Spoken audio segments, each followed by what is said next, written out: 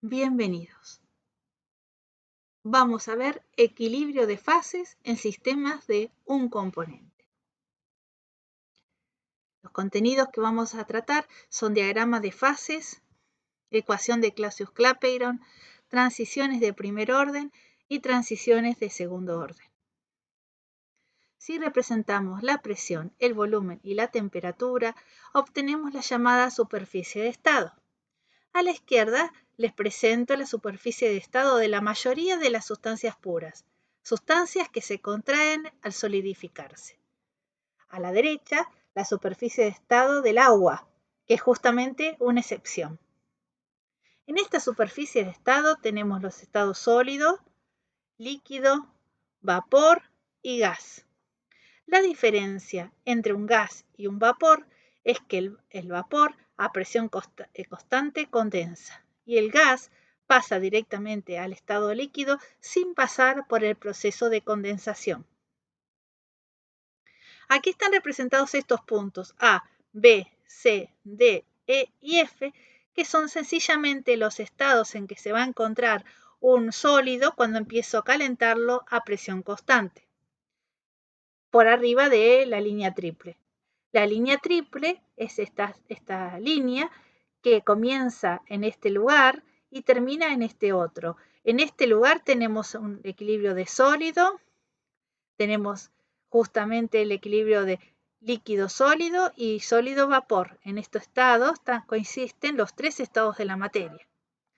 Y al llegar a este punto, vuelven a coexistir los tres estados de la materia: vapor, líquido-vapor y sólido-vapor. O sea que en esta línea triple siempre vamos a tener los tres estados de la materia coexistiendo, pero en diferentes proporciones. El punto A justamente es el estado sólido representado para las dos superficies. Empiezo a calentar a presión constante hasta llegar al estado B. En el estado B me encuentro lo que se llama con un sólido saturado. Si continúa el calentamiento, voy a entrar en la zona de coexistencia de líquido sólido, pintada con rojo. Y lo que va a pasar es que va a aumentar su volumen hasta llegar al punto C. En ese punto C, nosotros lo llamamos de líquido saturado.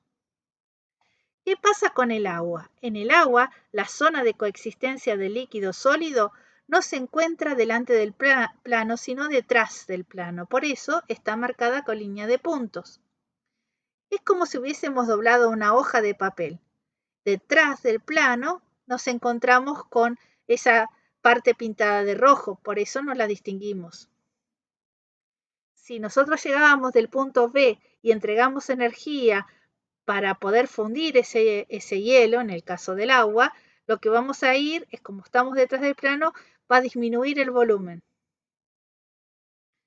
para llegar al estado de líquido saturado C. Si seguimos entregando energía, va a seguir aumentando el volumen muy poquito en la parte de líquido, pero va a aumentar hasta llegar al estado de líquido saturado, el punto D, en las dos superficies. En ese estado de líquido saturado va a pasar a la zona de coexistencia de los estados líquido y vapor. En esta zona de vaporización vamos a llegar al punto E, donde tenemos vapor saturado. Luego, si seguimos entregando energía, vapor sobrecalentado y el gas. En esta sustancia que se contrae al enfriarse, que era esta superficie que había mostrado, vamos a proyectarla en un diagrama presión-volumen, en un diagrama temperatura-volumen y en un diagrama presión-temperatura. Si lo proyectamos presión-volumen, vamos a ver de esta manera la proyección. Claramente vamos a distinguir esta zona, que era la zona de coexistencia de sólido-vapor. Vamos a distinguir esta otra zona, que era la zona de coexistencia de líquido-vapor, y la zona de coexistencia de sólido-líquido. La vamos a ver en el plano, por eso está marcada con las líneas azules como están marcadas acá. Estas líneas, estos puntos 1, 2, 3 y 4 representan diferentes isotermas. Esa isoterma que pasa por 3 está marcada con rojo porque corresponde al punto crítico. El punto crítico lo vamos a poder distinguir cuando hagamos la proyección presión-volumen y por ahí va a pasar nuestra temperatura crítica. Por supuesto, todas las isotermas en la proyección presión-volumen, cuando atraviesan una de las superficies de coexistencia de líquido-vapor, vamos a notar que las isobaras correspondientes coinciden con las isotermas, son horizontales. En esa situación, porque la presión y la temperatura son unívocas. Si represento la temperatura con el volumen, o sea, lo estoy mirando desde arriba a esta superficie, también voy a ver la zona de equilibrio líquido-vapor, voy a ver la línea triple, voy a ver la zona de equilibrio sólido-líquido y también voy a ver esta proyección de sólido-vapor. Esta superficie también la voy a poder distinguir en esta proyección. Voy a poder ver el punto crítico, la isoterma crítica, las isobaras van a crecer hacia arriba y en las zonas donde tengo justamente el equilibrio sólido-líquido, líquido-vapor o sólido-vapor, van a coincidir las isobaras con las isotermas, porque también son unívocas. Ahora, cuando quiero representar la presión con la temperatura, primero voy a observar que en la representación esta línea triple, ahora voy a ver este punto superpuesto con este otro y con este otro. O sea que la línea triple en una proyección presión-temperatura no es nada más que un punto y ese se llama punto triple. Habíamos dicho que en el punto triple teníamos una presión fija, una temperatura fija y estaba la coexistencia de los tres estados de la materia en diferente proporción. Las proporciones no las voy a poder distinguir porque yo no voy a ver el volumen. Ahora, en la zona de equilibrio líquido-vapor, este lado de la curva de vapor saturado va a coincidir con el lado de la curva de líquido saturado, porque al no voy a poder distinguir el volumen, lo voy a ver a la vaporización como una curva como esta, que va a salir desde el punto triple hasta llegar al máximo, que es el punto crítico. Lo mismo le va a pasar a la zona de equilibrio sólido-líquido. La voy a ver a cada uno de los lados del líquido saturado y del sólido saturado superpuestos. Y la zona de coexistencia de vapor saturado y sólido saturado también se van a ver superpuestas. Entonces, aquí claramente se va a distinguir que la zona de sólido va a pertenecer a toda esta superficie. La zona de líquido a esta otra, la zona de vapor a esta otra y la zona de gas a esta. Por supuesto que cuando quiera ver los cambios de estado, no los voy a poder distinguir, solamente voy a saber que cuando esté en esta situación, sobre estas curvas, se está ocurriendo un cambio de estado. Aquí tenemos la superficie de estado de una sustancia que se expande al enfriarse. Primero vamos a ver la proyección presión-volumen. En esa proyección también voy a distinguir la zona de cambio de estado de sólido a vapor. Voy a ver la línea triple, a pesar que una parte de ella va a estar detrás del plano. Voy a distinguir la zona de líquido-vapor y la zona de equilibrio sólido-líquido va a ver superpuesta con la zona de sólido. Entonces no la voy a poder distinguir porque se va a encontrar detrás del plano. Cuando quiera hacer la representación presión-temperatura, la línea triple la voy a ver como si fuese un punto, el punto crítico también lo voy a ver como un punto y voy a ver claramente que la campana le va a pasar lo mismo, se va a coincidir la línea del vapor saturado con la del líquido saturado y la del líquido saturado con la de sólido saturado.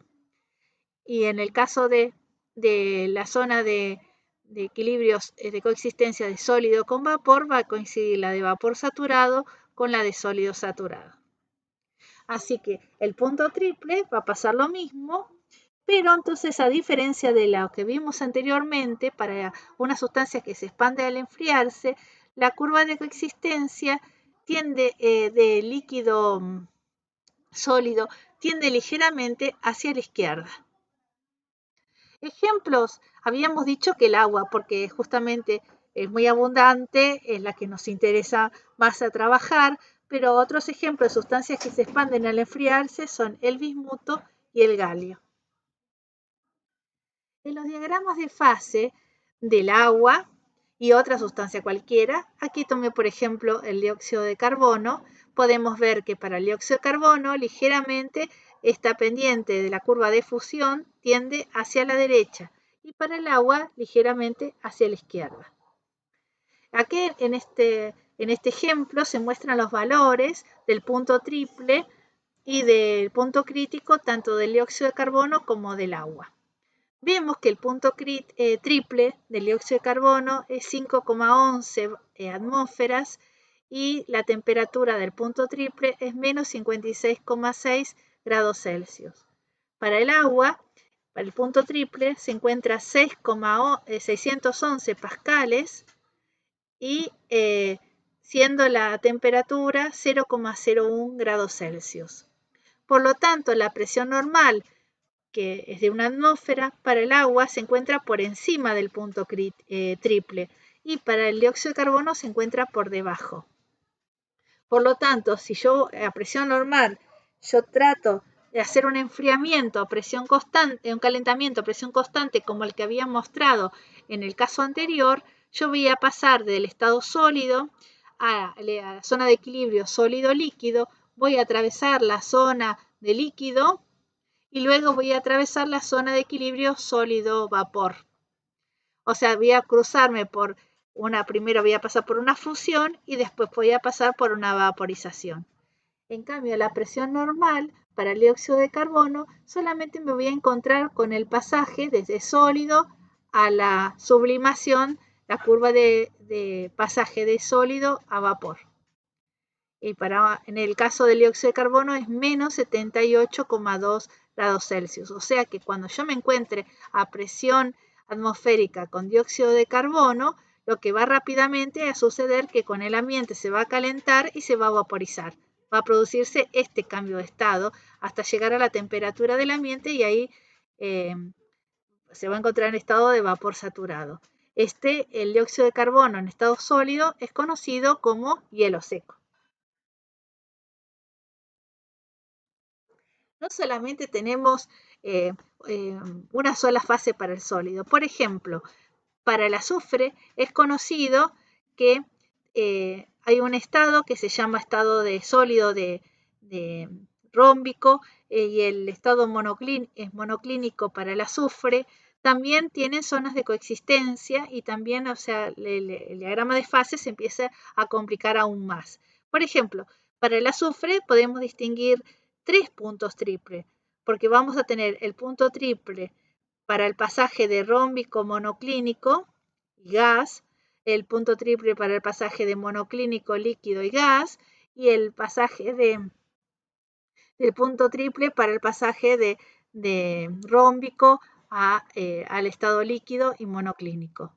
Así que cada vez que nos ponemos a analizar un poquito más las sustancias en particular, encontramos que los diagramas de fase no son tan sencillos como los había mostrado anteriormente, sino que se empiezan a complejizar. Acá tenemos la figura de cómo es el azufre monoclínico y el azufre rómbico y el azufre monoclínico. Ahora, si yo estoy en una atmósfera, voy a ir, si estoy calentando el azufre rómbico, voy a pasar del estado rómbico al estado monoclínico y la temperatura de cambio de fase es de 95 grados Celsius. Y si sigo calentando hasta llegar a 119 grados Celsius, voy a pasar a fundirlo directamente, pasarle al estado líquido. Sin embargo, este estado monoclínico no es tan estable como el rómbico y si yo el calentamiento lo hago muy rápido, la temperatura de fusión directamente es 114 grados Celsius y pasa de rómbico a líquido. Esta característica se llama polimorfismo. En el caso de que sea una sustancia pura como es un elemento como es el azufre, se llama alotropía. Para el agua también pasa lo mismo. Hay diferentes tipos de hielo y hay diferentes tipos de sólidos formados en el agua. Nosotros no trabajamos con presiones tan altas, pero esto explica por qué tenemos hielos permanentes. Porque, por ejemplo, a la presión de 24.000 atmósferas, la temperatura de fusión de hielo puede llegar a 120 grados Celsius. O sea que nos sorprende que este tipo de hielo no es sorprendente que este tipo de hielo no se pueda fundir fácilmente.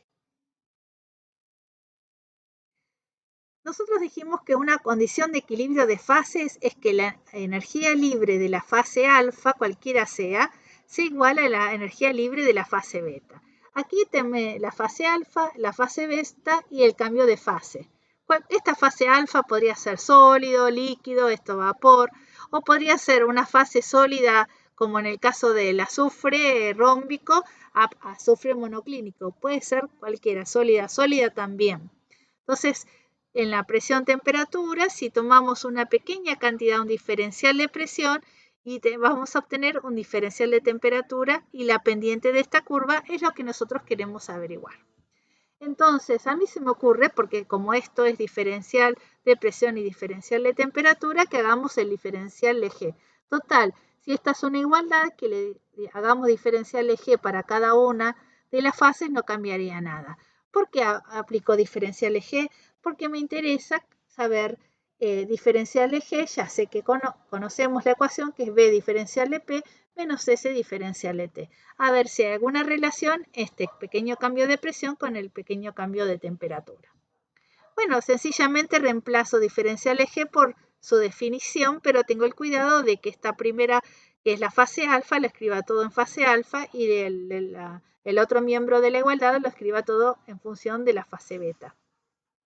Como voy a pasar de la fase alfa a la fase beta, o sea, voy a calentar, entonces voy a tratar de que todo lo que me queda beta sea al final y todo lo que sea de alfa sea al principio.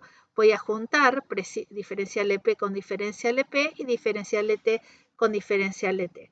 De esta forma, este es el cambio de entropía para pasar de la fase alfa a la beta y este es el cambio de volumen para pasar de la fase alfa a la beta. Y acá, despejando diferencial de P sobre diferencial de T, voy a sacar diferencial de entropía de la fase alfa a la fase beta y diferencial de B de la fase alfa a la fase beta. También sabemos que como las energías libres de cada una de las fases eran iguales, o sea, el cambio de energía libre en un cambio de estado tiene que ser cero. Y como sabemos que delta G es igual a delta H menos T delta S de la fase alfa que pasa a la fase beta no es nada más y nada menos que el cambio de entalpía del cambio de fase de alfa beta sobre la temperatura. Así que lo reemplazamos, en vez de delta S escribimos delta H sobre T, delta B, alfa B. Y entonces ahora me gustaría analizarlo para un equilibrio líquido-vapor. En el equilibrio líquido-vapor, entonces sencillamente voy a decir que voy del líquido al vapor y el delta B voy a hacerlo desde el líquido al vapor. En primera condición que se me ocurre para simplificar esta ecuación es que decir que el cambio de volumen de líquido a vapor es el volumen de vapor directamente, porque el volumen de líquido es despreciable con respecto al volumen del vapor y lo voy a escribir como volumen molar. Y voy a decir, para no tener que buscar en tablas y simplificar, que este volumen molar es igual a RT sobre P, o sea, reemplazar por la ecuación de los gases ideales. Aquí. Entonces, si reemplazo por la ecuación de los gases ideales el volumen del vapor, me queda RT y la presión arriba. De esta manera puedo integrar diferencial de P sobre P, porque P lo voy a pasar al otro miembro, y diferencial de T lo escribo del segundo miembro de la igualdad, integrando. Ahora, cuando quiero integrar, tengo que tener en cuenta que es constante y que no. Bueno, de este lado no habría problema, pero de este miembro de la ecuación me empieza a complicar, porque si bien R es constante, delta H de vaporización claramente no lo es. Y no lo es porque aquí tenemos la superficie de estado, la campana de líquido vapor en una proyección presión-volumen y vemos que en una presión la diferencia de entalpía es distinta que en otra presión. Ahora, si estos puntos son lo suficientemente cercanos, podríamos pensar que el cambio de entalpía es similar en las dos presiones, para las dos presiones o que es constante. Y de esta manera, considerarlo constante me representaría poder pasarlo o de la integral, sacarlo de la integral. De esta manera podemos integrar entre dos estados y sacamos afuera de la integral el logaritmo diferencial de P sobre P es logaritmo de presión 2 sobre presión 1, la integral de 1 sobre T a menos 2 o 1 sobre T al cuadrado es 1 sobre T2 menos 1 sobre T1 con un signo menos, por eso aparece este menos acá. O sea, esto está integrado entre dos estados. Pero también podría tener varios resultados, o sea, haber sacado varias presiones y averiguado varias temperaturas y querer sacar el valor del delta H de vaporización. Y entonces podría hacer una integración abierta, como en esta, hacer una representación lineal, una regresión lineal y sacar el delta H de vaporización sobre R.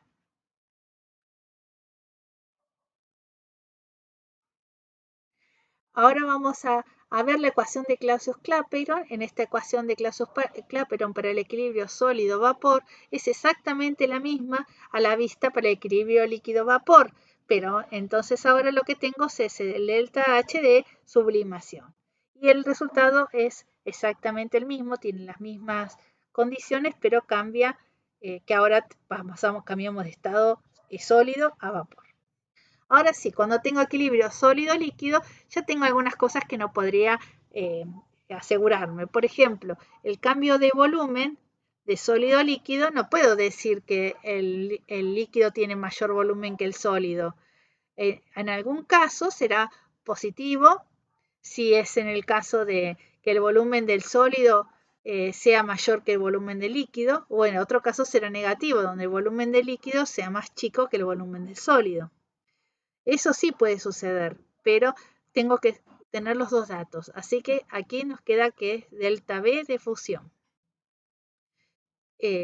Como dijimos que lo estábamos fundiendo, el estado final es líquido y el estado inicial es sólido. Y vamos a decir que el delta H de fusión no cambia en demasiado con la temperatura y parecería que eso es bastante lógico por la forma de equilibrio de la superficie de estado de coexistencia sólido-líquido. No cambia tanto como se había visto anteriormente y nos queda entonces que presión 2 menos presión 1 es igual a delta H de fusión, volumen de líquido menos volumen de sólido, logaritmo de T2 sobre T1.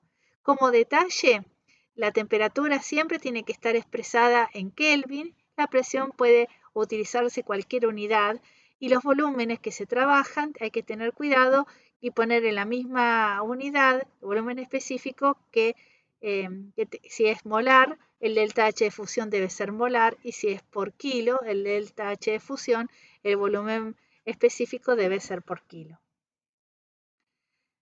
Aquí tenemos una tabla con diferentes sustancias y su delta H de fusión, su punto de ebullición y su delta H de vaporización. Lo que vemos a una atmósfera de presión que todas las sustancias, el delta H de fusión es mucho menor que el delta H de vaporización. Eso es en primera instancia. Aquí, por ejemplo, para el agua, el delta H de fusión en kilojoules sobre mol es 6 aproximadamente y el delta H de vaporización es 41. Para el silicio es 50 y el delta H de vaporización es 360. Para el tolueno, el delta H de fusión es 6,7 y el delta H de vaporización es 33. Entonces, ¿qué era el delta H de vaporización? Nosotros en las tablas solamente teníamos el agua como que algunas otras sustancias, pero no eran muchas las tablas termodinámicas que teníamos. En la entalpía del vapor saturado menos la entalpía del líquido saturado es nada más y nada menos que el delta H de vaporización. ¿Para qué nos sirve conocer las ecuaciones de Clausius-Clapeyron, no todos estos equilibrios de fase. Y, por ejemplo, así se hicieron las tablas. Los valores de las tablas que podemos encontrar se determinaron simplemente haciendo análisis como este, porque no van a hacerse infinidad de experimentos y uno podría aplicar una ecuación y conociendo el delta H de vaporización y sabiendo una temperatura se podría llegar a calcular cuál sería la nueva presión de ebullición del agua, por ejemplo. Por ejemplo, en un autoclave necesito que la temperatura alcance 120 grados Celsius para inactivar esporas. Entonces, ¿cuál es la presión que tiene que trabajar el autoclave para que eso suceda? La relación de Clausius-Clapeyron aplicada a un equilibrio sólido-vapor me va a permitir calcular la nueva presión. Saber el delta H de fusión y el delta H de vaporización me permiten calcular fácilmente, aproximadamente, el delta H de sublimación, que sería la suma de los dos.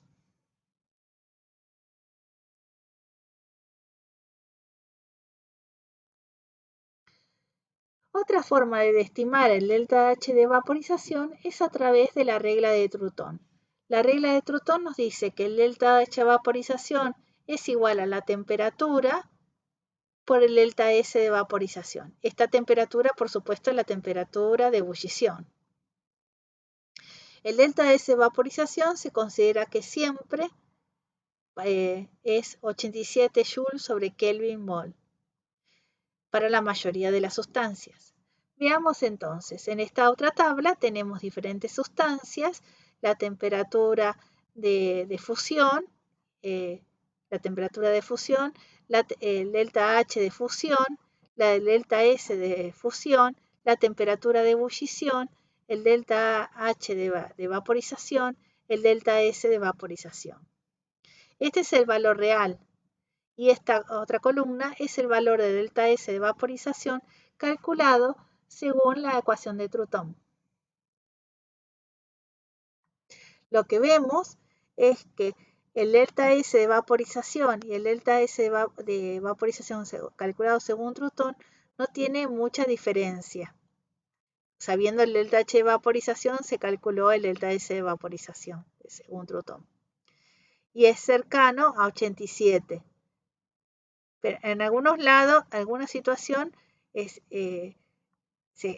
diferente. Por ejemplo, acá es 99,4 y se asemeja bastante al delta S de vaporización real. Entonces vemos que para el agua, por ejemplo, el delta S de vaporización real es bastante diferente al delta S de vaporización de Trutón. Y para el neón, ahí, si bien el delta S de vaporización calculado según Trutón no tiene el valor de 87, pero si conocemos el delta H de vaporización y la temperatura de ebullición, se parecen bastante. Generalmente, para sustancias que tienen enlaces puente hidrógeno, esta regla no tiene mucho sentido. Se utiliza más para sustancias de tipo no polares. Si nosotros graficamos la energía libre molar, que la llamamos potencial químico, que en breve vamos a ir contando un poquito más sobre el potencial químico, en función de la temperatura, vamos a decir que la energía libre o sea, aquí tenemos la temperatura de fusión y la temperatura de ebullición. Si escribimos la energía libre es H menos TS. Y entonces el cambio de energía libre es igual a B diferencial de P menos S diferencial de T. Si este diagrama lo realizo a presión constante, el cambio de energía libre molar con respecto a la temperatura a presión constante no es nada más y nada menos que menos entropía. ¿Y qué entropía? La del estado sólido, la del líquido y la del vapor. Como la entropía del vapor es mucho mayor que la del líquido y que la del sólido, en el vapor nos encontramos que esta pendiente diferencial de G con respecto a T tiene una pendiente muy alta. En el líquido es intermedia y en el sólido es menor.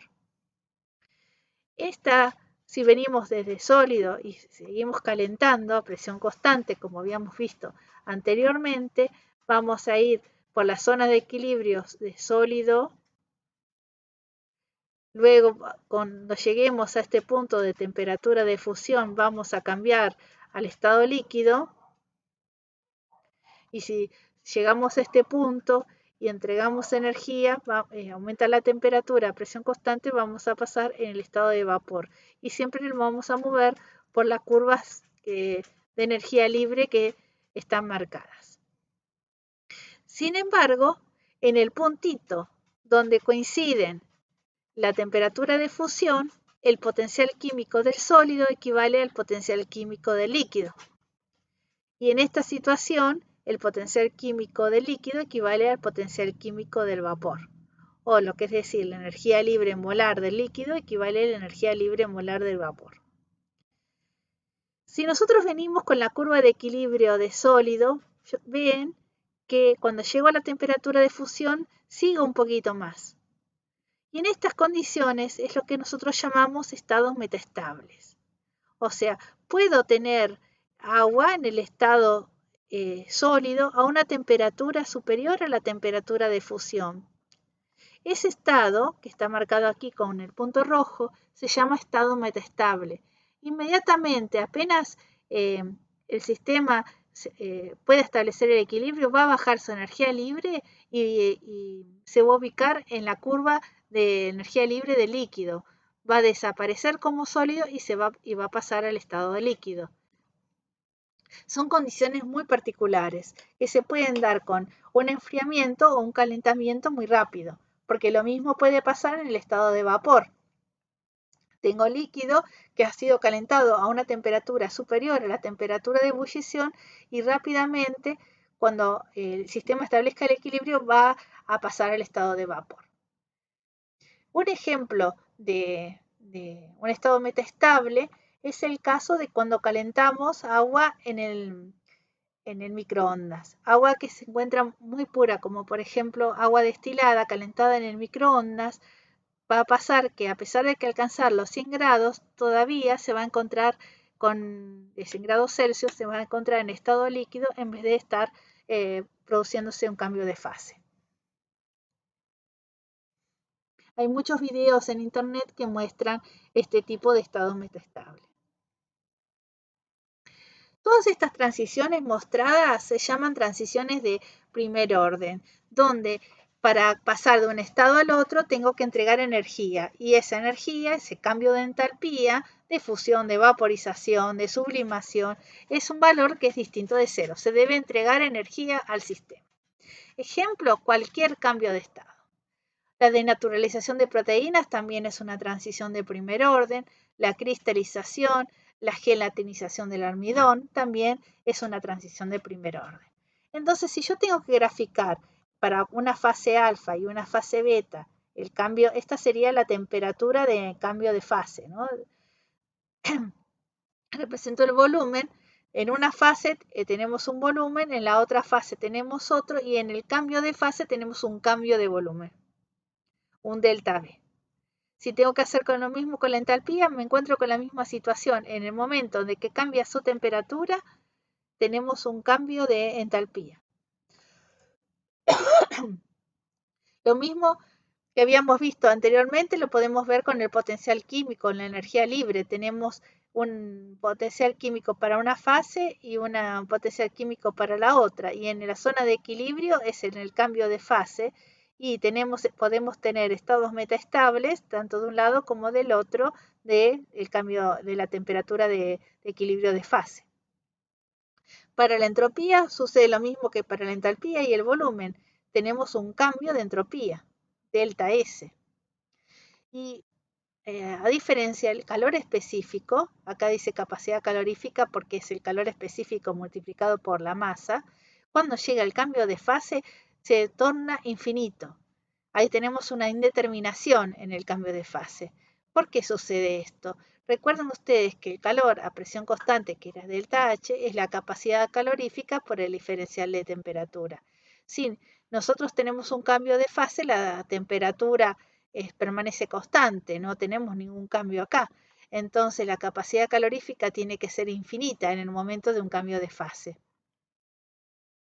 Hay otro tipo de transiciones de fase. La transición de fase de segundo orden es totalmente diferente a la vista anteriormente, porque para producirse no se necesita energía. Esto es totalmente diferente a lo visto, porque cuando cambiamos de fase siempre teníamos que calentar, siempre teníamos que entregar energía, siempre teníamos que entregar calor. Ahora tenemos algo totalmente diferente. Y si nosotros sabíamos que diferencial de G es diferencial de H menos T diferencial de S, y que diferencial de G, si es un cambio de una transición de fase, siempre va a valer 0, entonces que delta H valga 0 también, nos hace que nos quede que T delta S también valga 0, y esto nos vuelve locos. Todo vale 0. A ver, acá como esto vale 0, ya la ecuación que habíamos visto de Clapeyron carece de sentido. No tiene ya ninguna aplicación para las transiciones de segundo orden. Ejemplos, los caramelos que están en estado vitrio que pasan a caramelos en estado blando, un metal conductor que pasa a metal superconductor. Son transiciones de fase muy especiales que después vamos a charlar con mayor detalle. Por ahora les quiero contar, en primer lugar, que cuando hablamos del potencial químico con respecto a la temperatura, en la situación en que nos encontramos con una transición de segundo orden, las curvas, las pendientes, no hay tanta diferencia de una curva de un lado de la fase alfa, que está marcada con color azul, y del otro lado de la fase beta. No hay tanta diferencia en la pendiente. Así que los estados metaestables, prácticamente las energías que les representan pasar de una fase a la otra, no hay nada, no hay mucha energía. El cambio es bastante fácil de pasar. Y por la segunda, cosa más importante, que tanto volumen como entalpía como entropía, no tenemos un delta B, ni delta H, ni delta S, porque dijimos que esos serán 0. Así que pasamos de un volumen en una fase a otro volumen con una continuidad directamente. En ese punto de cambio de fase tenemos un valor. No hay un salto. Y la capacidad calorífica, ahora sí tenemos un salto en la capacidad calorífica. Esto tiene muchísima aplicación en los alimentos y en los polímeros. Así que después vamos a ver una clase especial de transiciones de segundo orden. Muchas gracias por la atención y nos vemos pronto.